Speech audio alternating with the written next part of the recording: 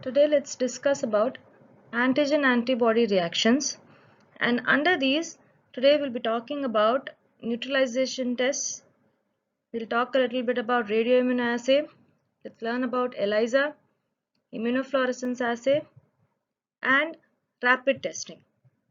So let's see them one by one. Firstly, neutralization tests. There are two kinds. One is the virus neutralization test. The other one is a toxin neutralization test. Virus neutralization test is actually neutralization of viruses by their antibodies, and that is tested in the laboratory. So there's neutralization of bacteriophages, which can be demonstrated by the plaque inhibition test. This is one example of that. Next, toxin neutralization test. This is a reaction between a toxin and an antitoxin. In vivo and in vitro, there are two tests which can be done. In vivo, by using a toxin-antitoxin mixture.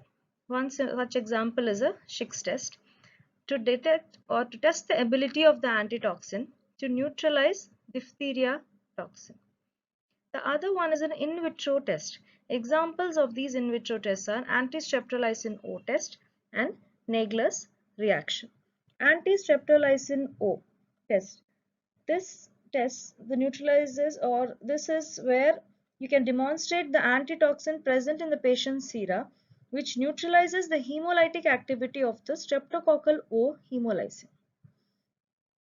A Naegler's reaction is a test for the identification of alpha toxin of Clostridium perfringens. Next, moving on to radioimmunoassay. The name itself says radio. Radio is wherein we are using radioisotopes, and these isotopes are used for labeling the antigen. So antigens are labeled with different kinds of radioisotopes. There is a concept called as binder ligand assay.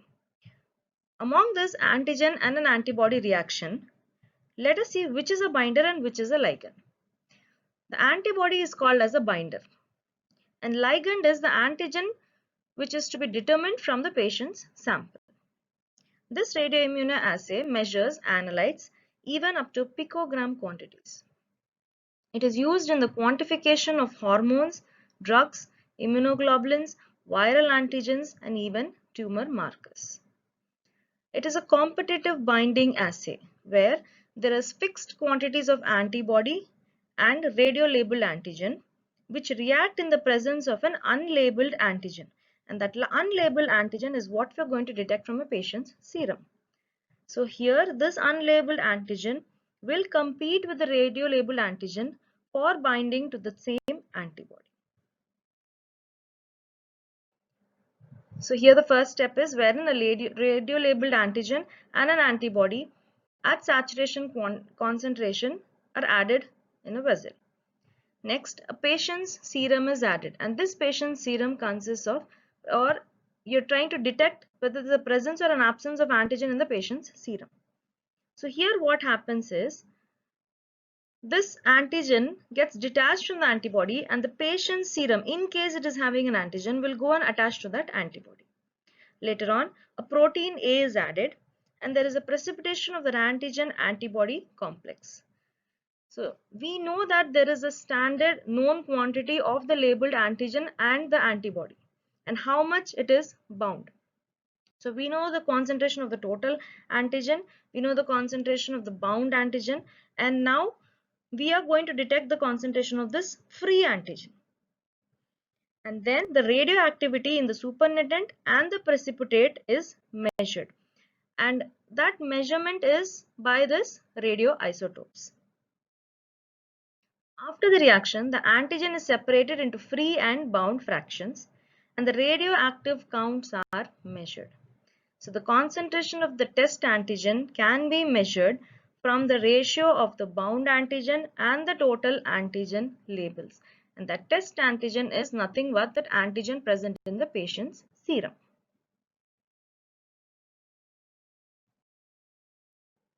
Next, let's see what is an ELISA. ELISA is enzyme-linked immunosorbent assay. It is a test which detects both the antigen or the antibody in the specimen, that is the patient sample, by using enzyme substrate system for detection. Each of these techniques have a specific method by which we are detecting either the antigen or an antibody, and that is nothing but the system of detection. Here we are using an enzyme substrate system. Just like in radioimmunoassay, we use radioisotopes. The basic requirement for doing this test is a micro titer plate. It consists of 96 wells.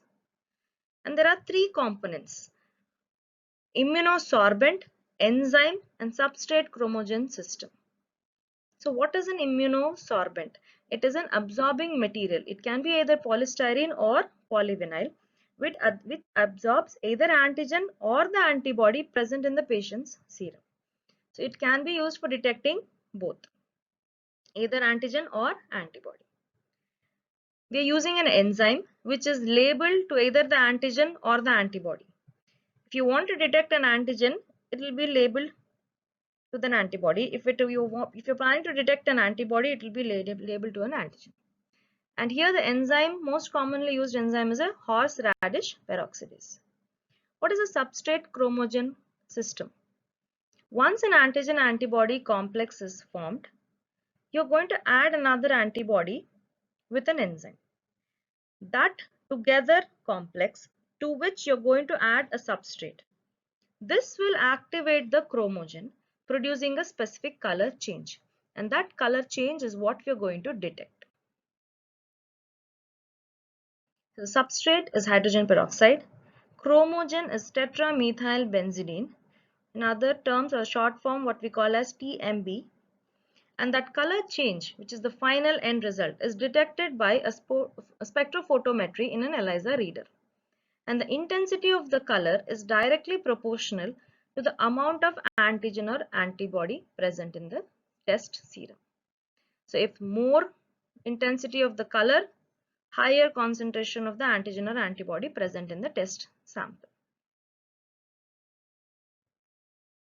There are different types of ELISA.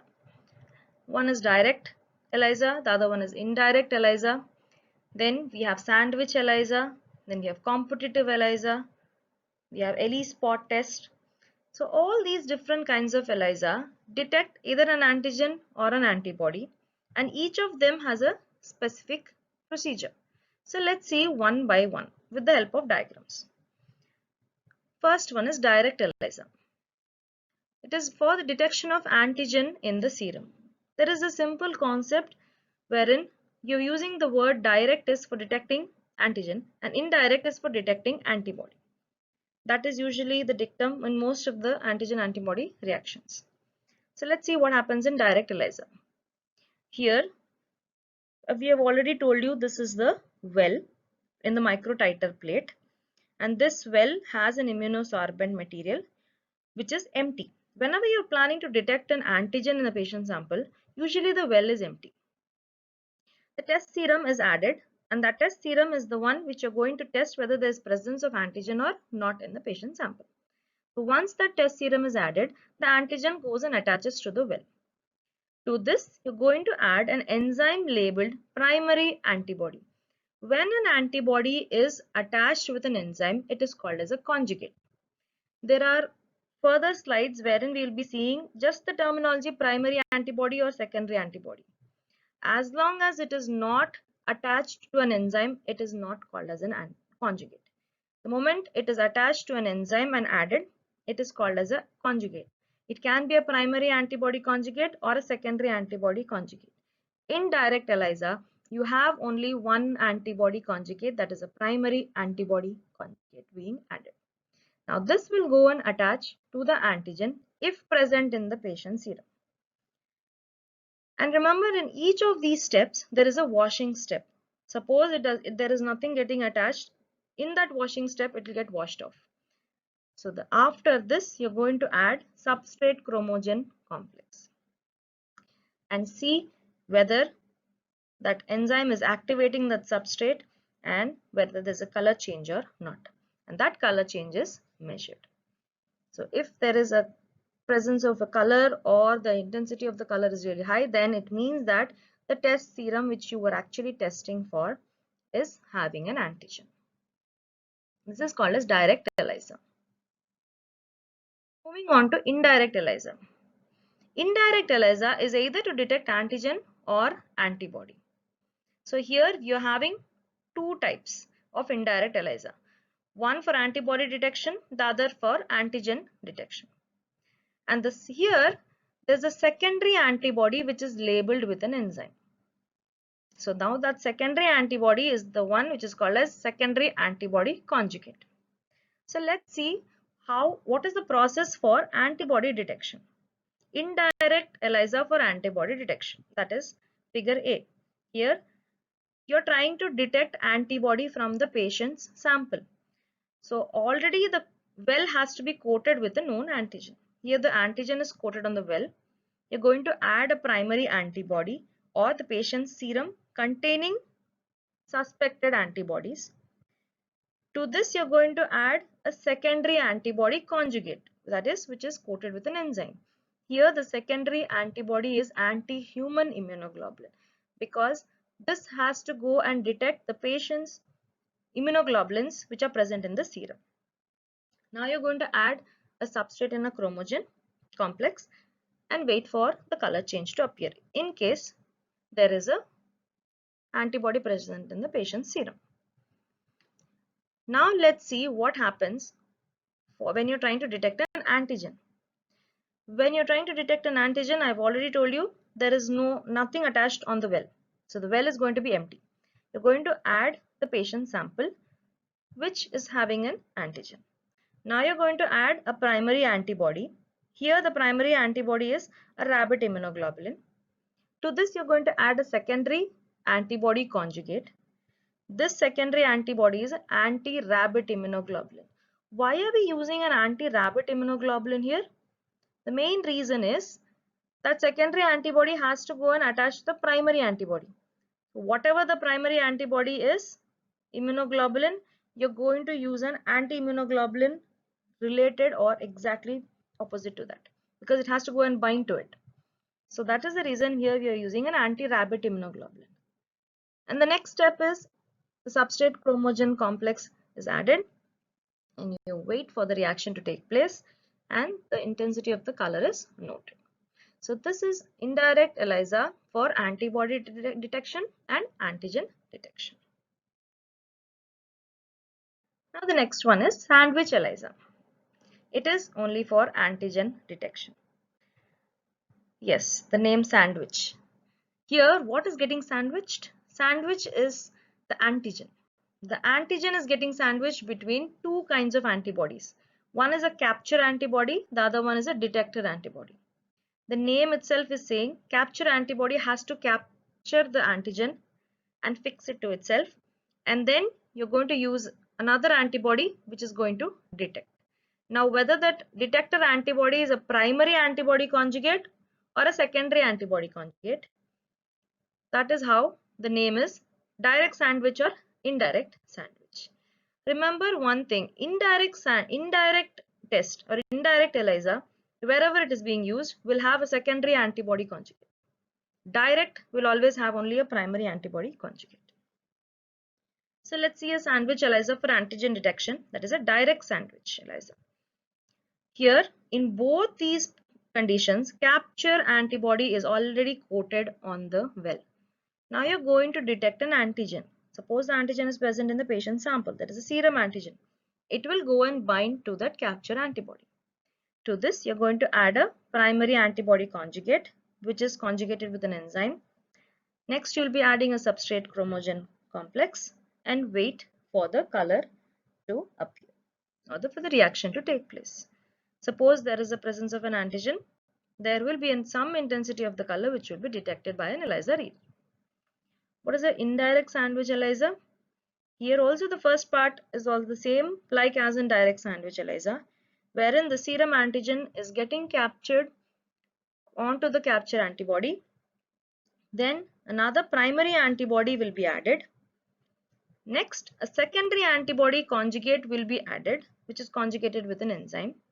And the next step of the substrate chromogen and the color being detected is the same for every type of ELISA. This is what is a sandwich ELISA, and this is specially for antigen detection only.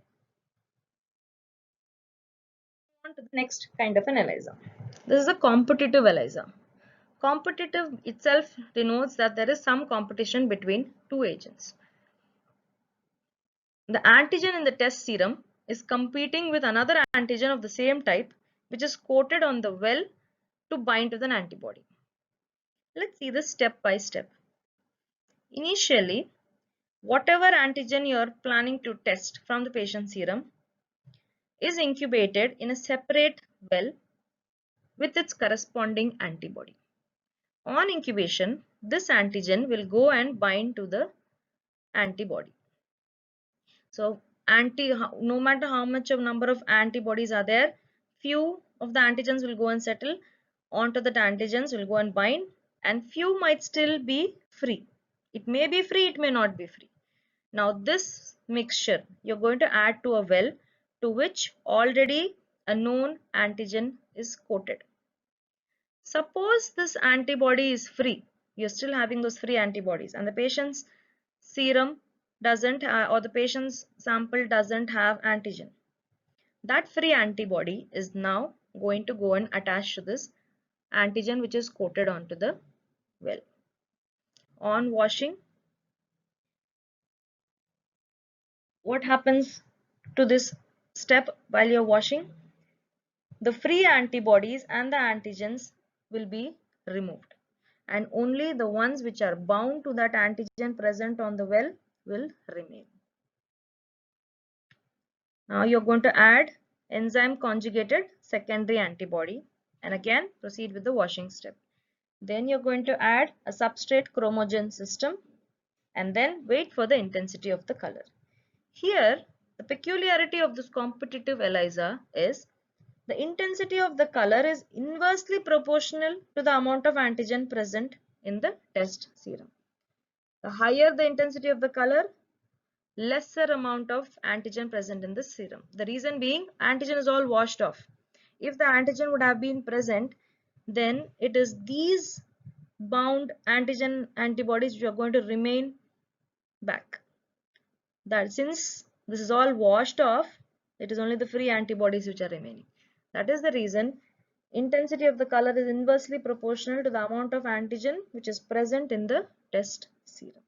This is competitive ELISA again for antigen detection. So normally I have told you intensity of the color is directly proportional to the antigen or the antibody present, except in competitive ELISA. Even automated ELISA systems are available nowadays. And there is one more type of ELISA which is called as ELISpot. It is a quantitative detection of the cells which are producing the antibodies or cytokines. That is, you're going to detect plasma cells or macrophages. Instead of detecting antibodies or cytokines, you're going to detect the cells which are producing these. It is mainly used for the detection of latent tuberculosis. Advantages of ELISA and disadvantages. What are the advantages? Large samples can be tested at once because it has 96 wells. You're going to always have one as a positive control and the other as a negative control, and the rest all can be tested for samples. It is economical. It takes 2 to 3 hours. It is very sensitive and specific immunoassay. But the disadvantage is, though we say it is taking only 2 to 3 hours as an advantage, but collectively for all the samples it is taking 2 to 3 hours. But when you're taking a single sample and you really require a fast test, this becomes a disadvantage because it takes more time than rapid tests and it is expensive. Where all do we use it? As in the form of applications or uses? Antigen detection in case of detecting HBsAg, HBeAg in case of hepatitis B, or NS1 antigen in case of dengue. Antibody detection in case of hepatitis B, hepatitis C, HIV, dengue, Epstein-Barr viral infection, or human herpes simplex viral infections.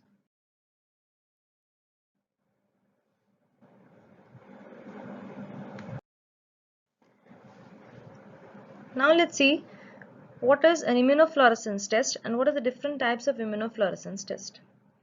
Fluorescence is the property of absorbing light rays of one particular wavelength and emitting rays with different wavelength. What are the different dyes? There is fluorescent dyes, fluorescent thiocyanate and rhodamine. These fluorescent dyes are tagged with the antibody molecules to detect their specific antigens.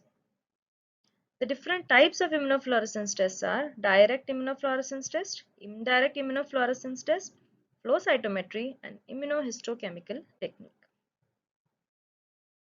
Direct immunofluorescence test. Direct immunofluorescence test is for detection of an antigen. Here on a slide, you're going to take a patient's sample, and that sample can be from different specimens. It can be the blood, CSF, urine, feces, or tissue, and you can detect any kind of organism, either the bacteria, virus, or any other antigen.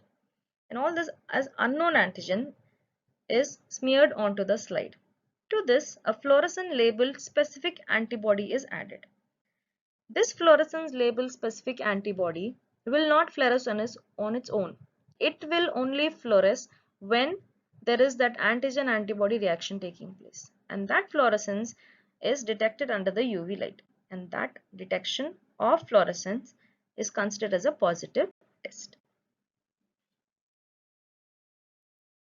What's the indirect immunofluorescence test? It is for detection of antibodies. Here you're going to smear a known antigen onto the slide, to which you're going to add patient's serum, and that serum may or may not contain antibodies. Suppose it is containing an antibody, this will go and attach to the antigen which is already smeared onto the slide and will form an antigen-antibody complex. To that, a fluorescence labeled antiglobulin is going to be added.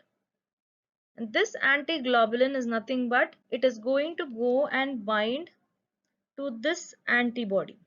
It is an antiglobulin. It is an antibody to this human antibody. So this is the antigen antibody complex which we are searching here. And once that reaction takes place, there will be fluorescence. And that fluorescence is again detected under the UV light in the form of a positive test. It is most commonly used to detect antibodies present from presence of antibodies in case of a syphilis patient. What is a flow cytometry? It is a fluorescent technique to identify and enumerate cells bearing particular antigen or a surface marker by suspending them in a stream of fluid and passing through electronic detection apparatus. So let's see what it is. This is a sheath of fluid which is flowing in one direction, into which you are going to add a sample, that is, there are stained cells in suspension, and as they flow through that nozzle, they will flow only one cell at a time in a single line. Since they are coated with fluorescence, on passing of this laser light, they will fluoresce, and they will fluoresce based on their size, their shape, or granularity. All these can be detected with the way that fluorescence is being emitted from those stained cells. This is flow cytometry.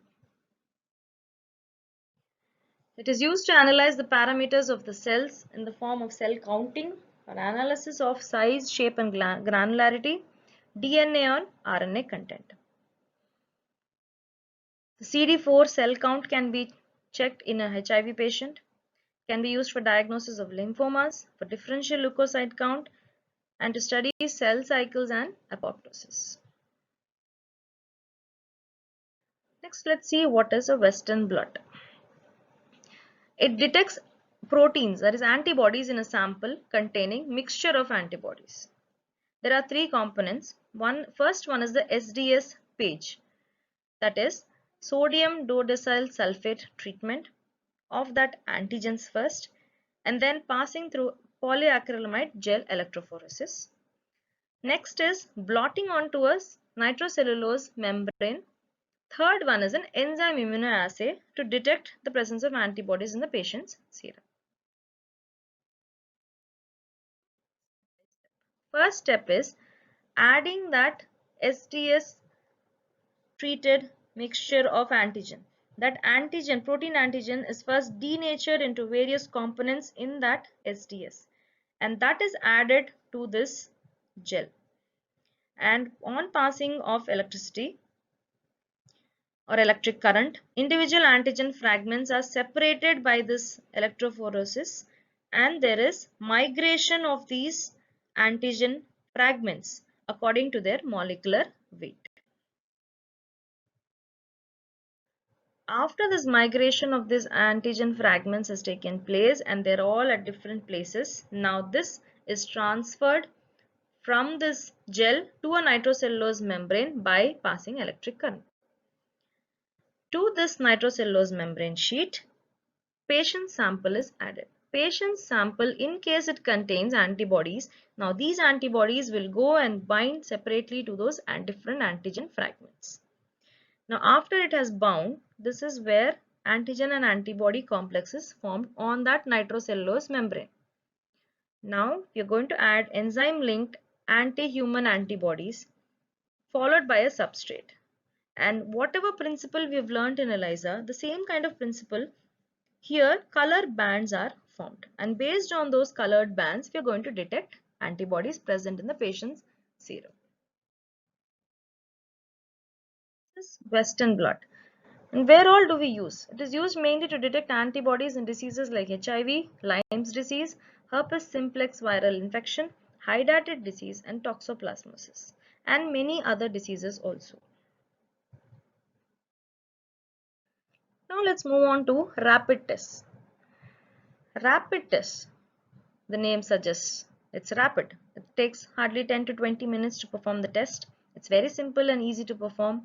And they're also called as point of care tests. They can be done independent of a laboratory or an equipment. There are two types of tests, that is lateral flow assay and flow through assay. These are the two principles of rapid tests.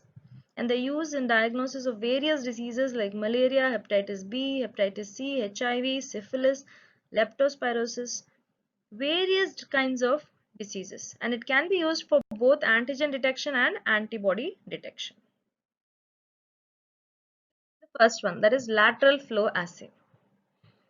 It is an immunochromatographic test. Immunochromatography. Chromatography is there is a presence of a color. The production of a color is what you're going to detect in this test. Here again, to this sheet, we have a nitrocellulose membrane coated on this, and it is coated at two places, especially in the form of test line and a control line. What is coated at the test line? It is coated with monoclonal antibody which are targeted against the test antigen. That is, whatever antigen you want to detect in the patient sample is going to be placed in the sample window. So if you want that antigen to be detected, corresponding antigen will be coated at the test line. And at the control line, it is coated with anti-species immunoglobulin. That is, any immunoglobulin, there is any human immunoglobulin, normal immunoglobulins which are present in the human body. That antibody to that immunoglobulin is coated at the control band. And what is coated at the sample window? Specific antibodies which are tagged with colloidal gold or silver infiltrated in an absorbent pad.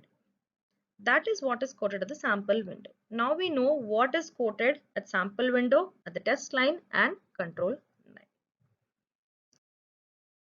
So once an antigen is added, there are two things which are going to be present at the sample window. After an antigen is added, that antigen will go and bind with an antibody colloidal gold and will form antigen antibody colloidal gold complex. And there will be another complex which will be a free colloidal gold complex. Now both these are going to flow laterally. That is the reason it is called as a lateral flow assay. It is going to flow laterally and it is going to reach the test band and a control band. At the test band, antigen specific antibody colloidal gold complex, which has come all the way from the sample window, is going to bind to the monoclonal antibodies which are present in the test line, and they are going to form a complex. And at the control band, that free colloidal gold complex is going to go and bind to the anti-human antibodies which are coated at the control line. So now both these are going to give a colored bands. Now since this colored bands are there and it is an antigen-antibody reaction or an immunological reaction, it is called as an immunochromatography test. What is a flow-through assay? Simple term, flow through. Instead of flowing laterally, it is going to flow vertically, and it is going to detect both antigen and an antibody. So we are going to take one example, and whatever picture I have put up in the slide is actually of a HIV tridot test, wherein you're going to detect HIV-1 and HIV-2 antibodies. Here on the absorbent layer, you're going to have an immobilized antigen, and you're going to detect antibody from the patient's sample. So this also has a similar concept of same like lateral flow assay, but it is flowing vertically, and the same thing can be detected in the form of a color. So these are the two different kinds of rapid tests. So rapid tests have a great advantage when you actually want the results faster, but then there is a question regarding their specificity and sensitivity. So these are all screening tests. So whatever investigation you're going to do through a rapid test, you always have to go in for a confirmatory test. These are all the different kinds of reactions or tests which we have learned today. Neutralization test, we have learned about radioimmunoassay, wherein you're going to use radioisotopes. Then we have learned about ELISA, which is enzyme linked immunosorbent assay, and the different types of ELISA. We have seen about immunofluorescence test, which is based on the fluorescent capacity and using fluorescent dyes. We have different kinds of immunofluorescent tests. Then we went into Western blot. We've learned about Western blot, the different steps in that investigation. And finally, we've ended with rapid tests. So hope you've liked this class. Thank you.